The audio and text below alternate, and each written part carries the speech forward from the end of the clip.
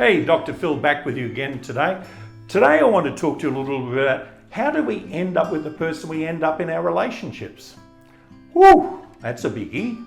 Well, generally, when we're younger, see pretty eyes, a nice body, a nice smile, and probably from the girls, a good sense of humour, good guns, all of those physical attributes.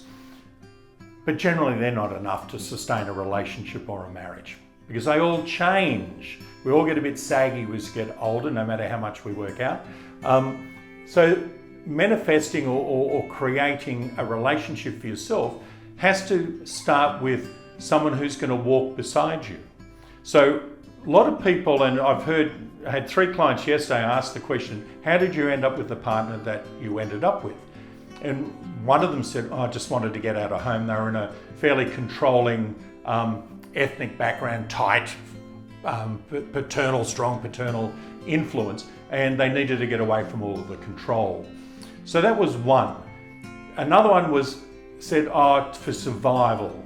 They were really struggling and the person they met was doing a bit better than they were, and they basically ended up in that because they would get food, shelter, and get looked after. And the third one was we became friends, and after a long time of friendship we realised that there was a deeper connection because we communicated well, we laughed together, we held space for each other, and that one I can guarantee will last a hell of a lot longer than the others. So let's have a look at why we manifest the love that we do. And a lot of it comes back to childhood patterning. Obviously our role models in relationship are our mother or father. Now there are a lot of non-traditional families and marriages these days of all sorts of types. But when I was growing up, it was generally a mother and father. And when a lot of those were together because they thought it was love, but it was actually called survival. So the communication skills weren't great.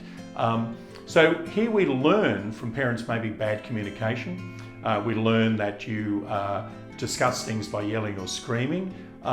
So therefore at the back of our head, our cookies, that's what a relationship is. Or in the case of a young woman who's been abused or was in an abusive family, their father may be an alcoholic, a violent alcoholic, used all sorts of abuse techniques. So what they often want to do is heal their father, but they end up with someone just like their father. So it's challenging. So key is for manifesting good love and relationship is it has to start within us first. We have to be aware of our patterns. Now there are all sorts of things to help you clear your patterns. I do lots of those, so if you need to, get onto our website and call the clinic. But there are lots of other different types of practitioners out there who will help you get through your patterns and understand those childhood patterns and childhood experiences. And then we get the experiences of being in relationships where we end up falling into them, or we want to go from the frying pan into the fire, what do they call them, the rebound relationship. All of those things are just amplifiers of the patterns. So if we love ourselves first, we believe we truly deserve and allow love in our life, we are enough to be loved. That's key. We've got to be enough to be loved. No one will fill our void. No one will complete us. They will only enhance us or destroy us. And then we have to trust in the process of the universe that we get guided on the path that we most need to learn from. Now, sometimes for someone to really appreciate a good relationship, they have to end up in a shitty relationship.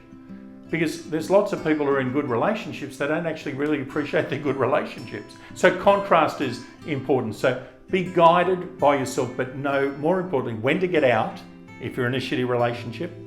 Know when to work on it if there's hope, and better still, be in a better space when you manifest a relationship or love around you. I hope this helps. It's such a deep topic, but I just wanted to give you a few thought provocations to get that mind of yours working. Have a great day.